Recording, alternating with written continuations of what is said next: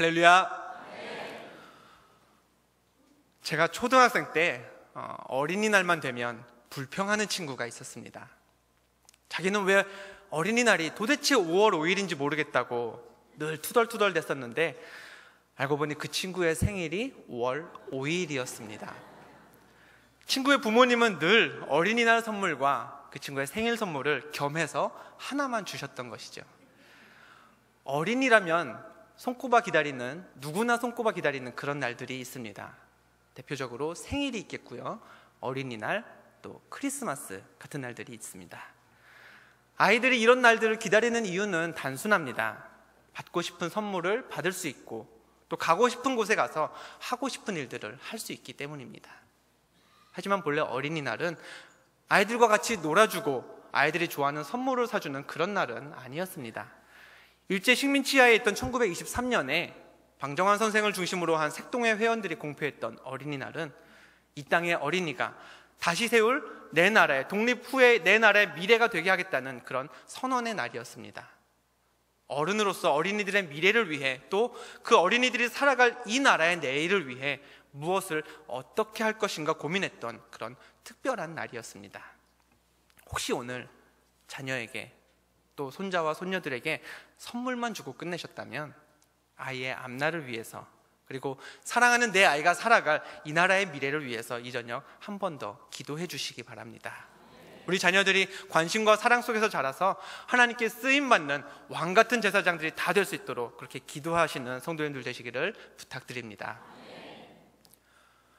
이스라엘 역사에서 왕이 되었던 인물은 모두 42명입니다. 성경에 등장하는 이 42명의 왕 중에 유독 하나님이 사랑하셨던 인물이 한 사람 있었습니다. 성경은 이 사람을 가리켜서 하나님 마음에 합한 사람, 왕 중에 왕이라고 했습니다. 누구일까요? 아시는 대로 다윗 왕입니다. 그런데 반대로 그 행실이 너무나 악해서 하나님께서도 싫어하셨던 왕이 있었습니다. 너무 사악해서 악한 사람의 대명사가 된 인물, 오늘 말씀에 등장하는 여로보암이 바로 그 주인공입니다. 성경이 여로보암을 어떻게 평가하는지를 단적으로 알려주는 성경 구절이 열왕기상 15장 34절 말씀입니다. 바하사가 여호와 보시기에 악을 행하되 여로보암의 길로 행하며. 바하사는 이스라엘이 남쪽의 유다와 북쪽의 이스라엘, 이렇게 두 나라로 분열된 이후에 북쪽의 이스라엘을 통치했던 3대 왕, 세 번째 왕이었습니다. 그가 하나님 보시기에 나쁜 일들을 많이 했는데 성경은 그런 바하사를 가리켜서 여로보암의 길로 행했다, 이렇게 표현하고 있습니다. 열왕기상 16장 19절에도 비슷한 구절이 등장합니다. 시므리가 왕궁에 불을 지르고 그 가운데서 죽었으니 이는 그가 여호와 보시기에 악을 행하여 범죄하였기 때문이라. 그가 여로보암의 길로 행하며.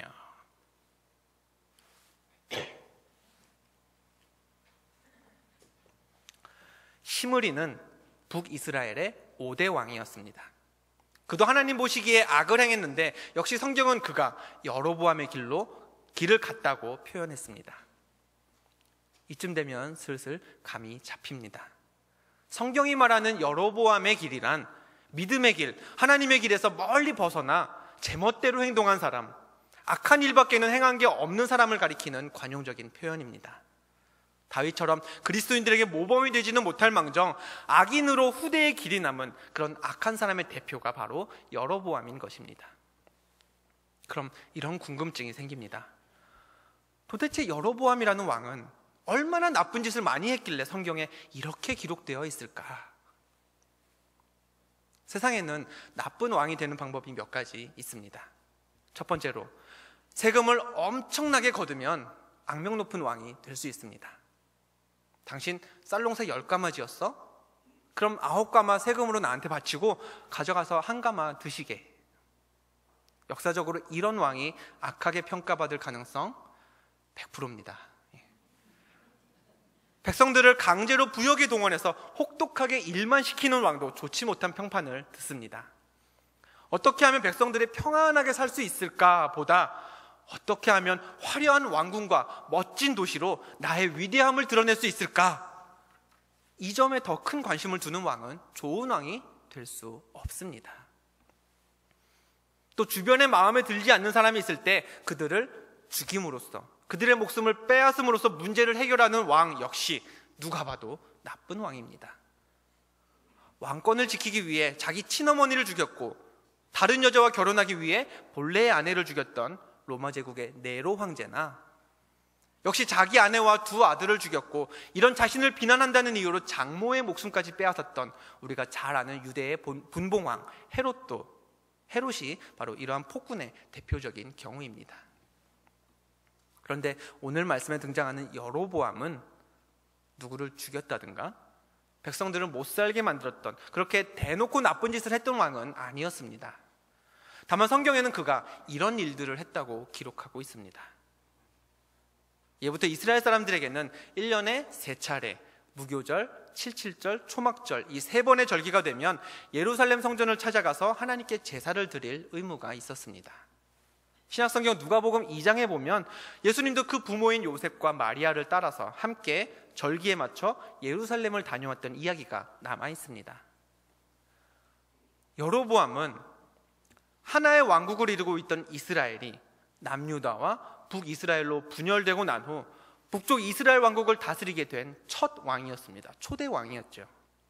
그런데 문제는 북이스라엘 사람들도 역시 유대 민족이기에 절기가 되면 예루살렘으로 가야 했지만 이 예루살렘이라는 도시가 여로보암의 통치를 받는 북이스라엘의 땅이 아닌 남쪽의 유다 왕국 영토에 속해 있었다는 데에서 비롯됩니다. 여로보암에게 이 문제는 큰 골칫거리였습니다. 열왕기상 12장 27절에는 이로 인한 여로보암의 고민이 그대로 나타나 있습니다. 우리 자막을 보시고 같이 읽어보았으면 좋겠습니다. 함께 읽겠습니다. 시작. 만일 이 백성이 예루살렘에 있는 여호와의 성전에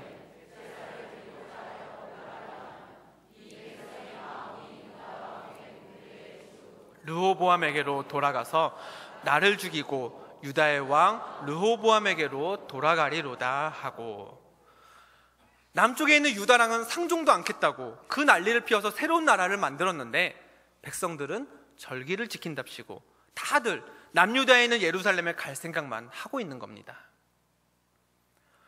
지금도 우리와 가까운 몇몇 나라에서는 국가가 언론과 인터넷을 통제하는 경우가 있습니다.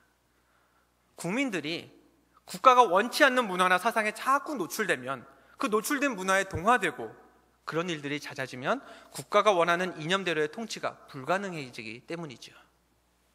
여로보암의 생각도 그랬습니다.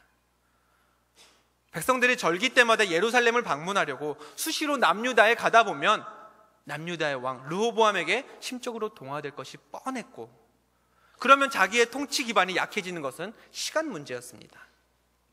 때문에 여로보암 입장에서는 뭔가 수를 써야만 했습니다. 하나님께 제사 드리러 가는 사람들을 예루살렘까지 가지 않아도 되게 하는 방법 한 가지가 있습니다. 자기 땅에도 똑같은 제단을 만들면 됩니다. 여로보암은 자기 영토에서 두 곳을 택해서 베델이라는 곳과 단이라는 곳에 예루살렘에 있는 것과 같은 제단을 만들었습니다. 그런데 그 모양새가 조금 이상합니다.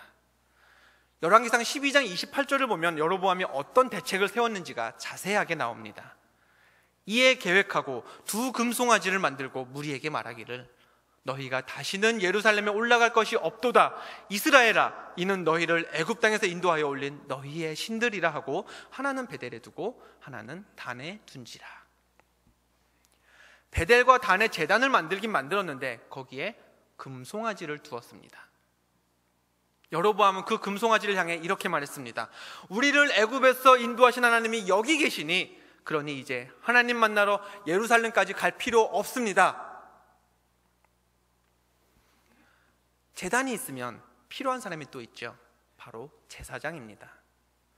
하나님은 출애굽 시대부터 레위 지파를 특별히 선별하셔서 제사장의 역할을 맡기셨습니다.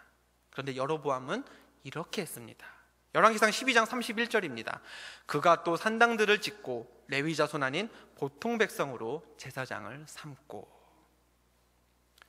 여로보암은 예루살렘을 대신할 제단을 만들고 거기에 금송아지를 두었습니다. 그리고 레위 지파가 아닌 자기 입맛에 맞는 보통 사람을 제사장으로 삼았습니다. 이것이 여로보암이 행했던 일입니다. 자, 여로보암이 잘못했습니까? 네, 여로보암은 큰 잘못을 저질렀습니다. 하나님을 위한 제단을 만들었답시고 금송아지를 섬기는 일, 그리고 하나님의 선택하셨던 레위 자손이 아닌 자격 없는 사람들을 제멋대로 제사장으로 세운 일, 이는 명백히 하나님의 법을 따르지 않는 죄입니다. 그런데 한번 생각해 보겠습니다. 성경에 금송아지를 만들어 우상을 섬겼던 것은 여로보암만 그랬던 것이 아니었습니다. 출애굽기 32장을 보면 출애굽한 이스라엘 민족이 광야에 머물러 있고 모세가 십계명을 받기 위해 시내산에 올라가 있던 그 사이 아론도 백성들로 하여금 금송아지를 만들게 했었습니다. 제사장을 자기 마음대로 세웠던 것, 그것도 여로보암만 그랬던 것이 아니었습니다. 사무엘상 13장에는 블레셋과의 전쟁을 앞두고 사울 왕이 제사를 지내야 했었을 때 사무엘이 나타나지 않자 자기가 제사장이 되어서 사울은 제사를 드렸습니다.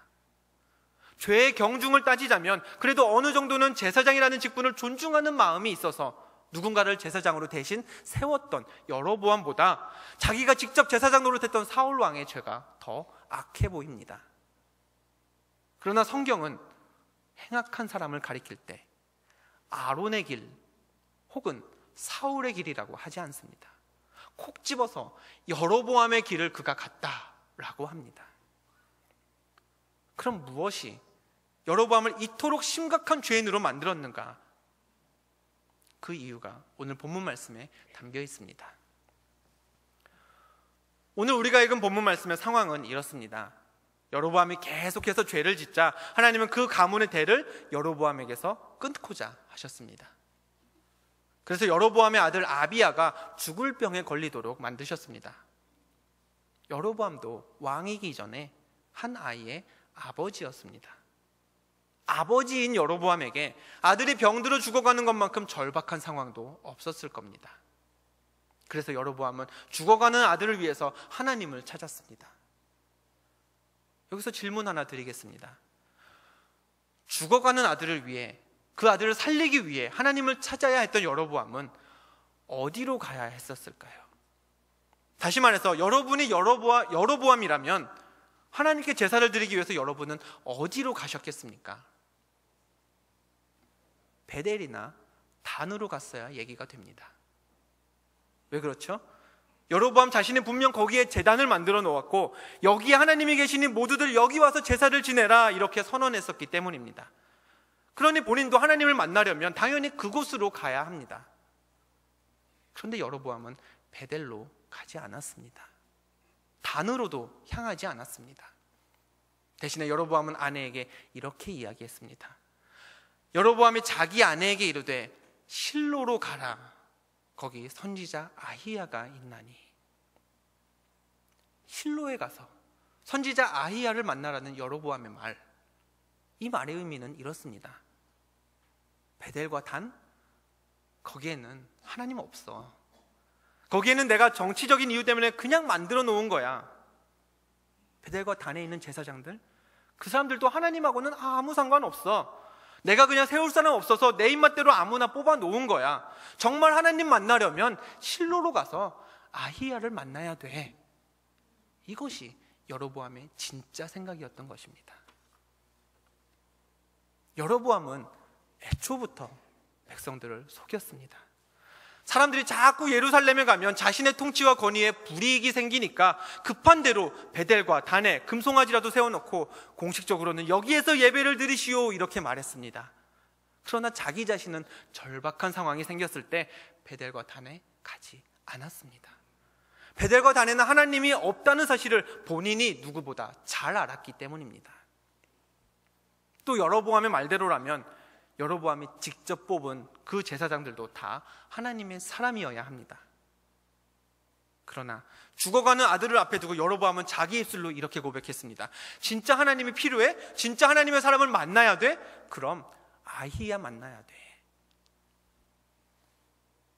겉보기에는 솔선수범해서 제단을 짓고 하나님의 사람까지 직접 다 세우면서 대단한 믿음이 있는 척했지만 사실은 다 정치적인 위선이었습니다. 거짓말이었습니다. 오늘 말씀은 여로보암이 하나님을 위해 했던 그 행동들이 백성들로 하여금 하나님을 더 잘 믿게 하려고 했던 믿음 좋은 임금의 정책처럼 보였던 그 모든 행동들이 결국은 다 눈 가리고 아웅하는 꼴이었음을 알게 해줍니다. 그런데 이게 전부가 아니었습니다. 여로보암은 죽어가는 아들을 아내 편에 보내면서 아내에게 이렇게 당부했습니다. 그대가 여로보암의 아내임을 알지 못하게 하고 실로로 가라. 내가 워낙 하나님 보시기에 나쁜 일을 많이 했기 때문에 이 아이가 내 아이인 것을 알면 아마 하나님이 내가 미워서 우리 아들의 병 안 고쳐줄지도 모르고, 그러니 당신은 내 아내인 줄 모르게 변장하고 하나님의 사람을 찾아가시오. 이게 여로보암의 생각이었습니다. 여로보암의 행동을 보면 참 어이가 없습니다. 그는 한편으로 하나님께서 죽어가는 아이의 병을 고쳐주시리라 믿었습니다. 그래서 하나님을 찾기로 결심했습니다. 그러나 또 한편으로는 하나님을 우리가 가면만 쓰면 우리를 누구인지 못 알아볼 그런 어린아이만도 못한 존재로 여겼습니다. 한마디로 여로보암은요, 믿음이 없었습니다. 아니, 더 구체적으로 얘기하자면 믿음은 있었지만 그 믿음은 무늬만 있는 믿음이었습니다. 여로보암은 하나님을 부정하지 않았습니다. 그는 하나님을 예배하기 위해 제단도 쌓았습니다. 제사장도 세웠습니다. 그러나 그 제단에 하나님이 없음을 스스로가 잘 알았습니다. 여로보암은 아들을 살리려고 이방신을 찾아가서 이방신을 섬기지도 않았습니다. 분명 그는 여호와 하나님, 살아계신 그 하나님을 찾았습니다. 그런데 그는 하나님을 아들의 병을 고치기 위해 자기 마음대로 이용할 줄만 알았지 하나님을 두려워하는 믿음은 애초부터 없었습니다. 결국 그가 가졌던 믿음이라는 것은 모든 백성들을 향해서도, 그리고 하나님을 향해서도 믿음이 있는 척, 하나님을 높이는 척 했던 눈 가리고 아웅하는 신앙이었습니다. 지금까지 믿음 없는 한 사람의 이야기를 해드렸습니다. 입으로는 하나님을 예배합시다, 하나님을 믿어야 합니다, 줄기차게 얘기했지만 정작 인생의 중요한 결정 앞에서는 자기가 얘기했던 그 하나님 말고 다른 곳에서 다른 하나님을 찾았던 사람,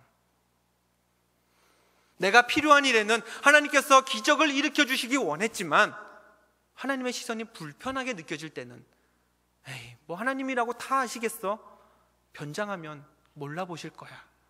이렇게 하나님의 능력을 자기 멋대로 제한했던 사람, 여로보암은 그런 사람이었습니다. 그런데 이런 설명에 해당하는 사람이 여로보암 한 사람뿐이겠습니까?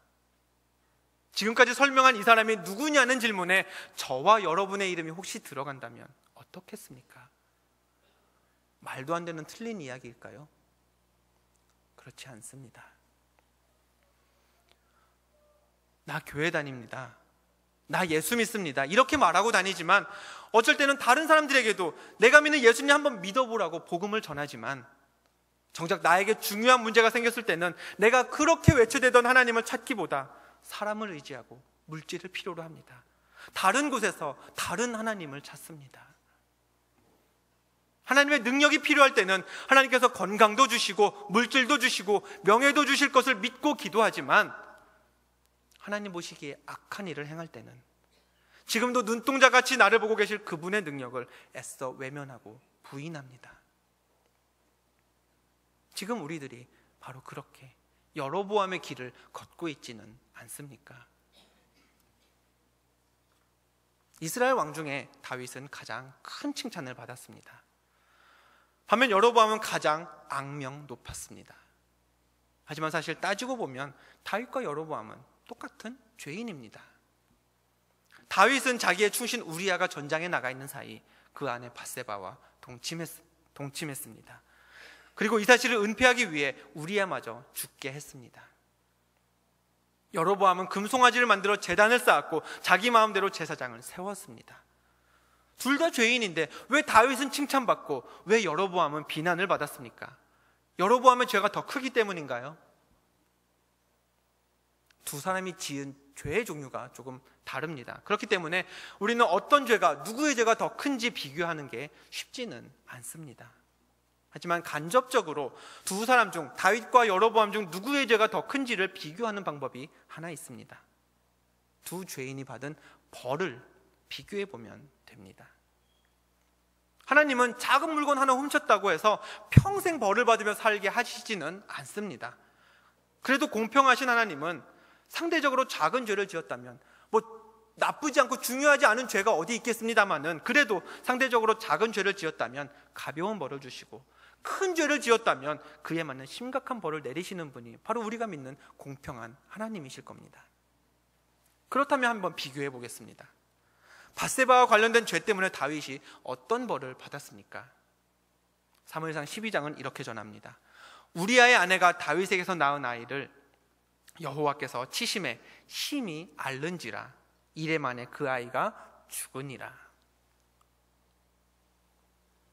다윗의 죄로 인해 다윗과 밧세바 사이에서 태어난 아이는 병을 앓다가 죽었습니다. 여로보암은 어땠습니까? 오늘 본문 말씀에 나와 있듯이 여로보암의 죄로 인해 그의 아이 역시 병이 들어 죽어갔습니다.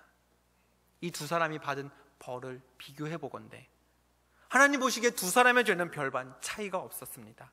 둘 다 하나님께서 자녀를 데려가실 만큼 중대한 죄를 저질렀습니다. 그러나 다윗은 왕 중에 최고가 되었고 여로보암은 최악이 되었습니다. 무엇이 이 두 사람을 이렇게 극과 극의 평가를 받도록 했을까요? 차이는 여기에 있습니다. 다윗이 밧세바를 범하고 죄를 짓자 하나님은 선지자 나단을 다윗에게 보내 잘못을 깨닫게 하셨습니다. 그러자 다윗은 하나님 앞에 엎드려 회개하고 눈물을 흘리며 이렇게 기도했습니다. 이렇게 노래했습니다. 하나님이여, 내 속에 정직한 마음을 정한 마음을 창조하시고 내 안에 정직한 영을 새롭게 하소서. 다윗은 하나님 앞에 정직하기를 원했습니다. 자신의 잘못을 고백하며 회개했습니다.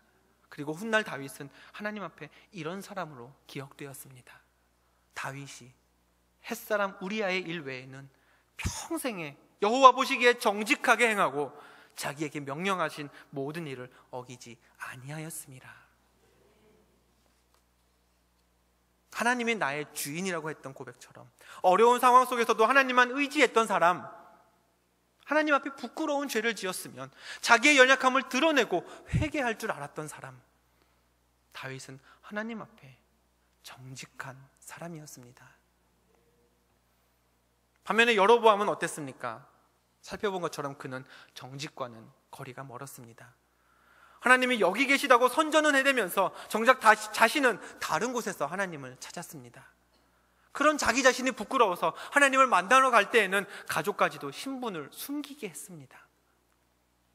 다윗과 여로보암, 똑같이 죄인인 이 두 사람의 삶은 하나님 앞에서 정직함을 지켰느냐, 그렇지 못했느냐에 따라 상반된 결과를 맺게 되었습니다. 다윗도 믿음이 있었고 여로보암도 믿음이 있었습니다. 두 사람 다 하나님을 예배해야 한다는 사실을 잘 알았고 둘 다 하나님께는 사람을 살릴 능력이 있는 것도 알았습니다. 그러나 하나님이 높이 사신 믿음은 하나님 앞에 정직했던 다윗의 믿음이었습니다. 죄를 짓지 말아야 한다는 이야기가 아닙니다. 물론 요셉처럼 유혹과 죄에 끝까지 무너지지 않는 삶이 하나님 보시기에 가장 선하시겠지만, 그러나 그렇게 살기가 어렵다는 것, 수십 년의 인생을 살아온 우리가 이미 다 잘 알고 있습니다. 문제는 그 다음입니다. 내가 죄인인 것을 이미 다 아시는 하나님께서 그런 나를 구원하시려고 예수 그리스도를 이 땅에 보내셨습니다. 그렇다면 이제 우리가 갖추어야 할 신앙은 내가 죄인이 아닌 듯이 보이려고 애쓰는 그런 신앙이 아니라 정직하게 하나님께 나의 연약함을 고백하는 신앙, 하나님을 나의 주인이라고 선언했으면 주인 되신 하나님의 방법대로 세상을 살아보려고 하는 신앙, 하나님께서 전능하시다고 찬양했으면 아무도 없는 순간에도 하나님의 시선이 두려워서 악한 일을 행하려던 그 발걸음을 뒤로 무르는 바로 그 신앙입니다. 그와 같은 신앙과 그와 같은 믿음으로 여로보암의 길에서 벗어날 수 있느냐, 그렇지 못하느냐의 여부에 따라 우리 삶에 대한 평가와 승패가 갈리게 되는 것입니다. 흔히 우리는 이렇게 생각합니다. 세상이 요구하는 바를 내가 다 만족시킬 수 있다면 나는 세상에서 꼭 필요한 사람으로 대접받을 거야. 세상에 스펙 좋고 똑똑한 사람 필요로 하니까 내가 열심히 지식을 쌓아서 똑똑해지고, 세상에 창의성이라는 것을 요구하니까 내 안에 있는 창의력과 아이디어를 키우기 위해서 노력하고, 세상이 섬김과 소통의 자세를 중요하게 여기니까 내가 얼른 그런 트렌드에 맞는 인물이 되어야 세상에서 인정받으며 살 수 있을 거야, 이렇게 생각합니다. 한국 사회에서 성공하는 법 3가지가 있다고 합니다. 첫째는 술을 잘 마셔야 하고, 둘째는 거짓말을 잘해야 하며, 셋째는 봉투를 잘 받쳐야 한다.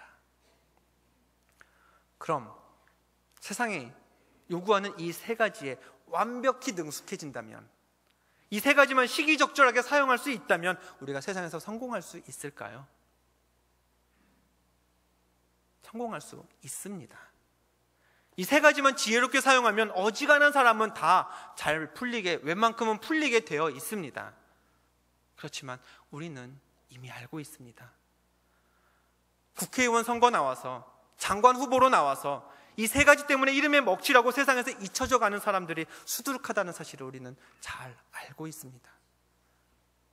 큰 기업의 수장이, 유명한 연예인이, 잘 알려진 스포츠 스타가, 혹은 존경받는 인사가 돈, 거짓말, 잘못된 술 접대, 이 3가지로 얻었던 부귀와 명예를 결국은 이 3가지 때문에 도로 모두 다 잃고 만다는 것, 굵직한 사건이 세상에 터질 때마다 늘 깨닫게 되는 사실입니다.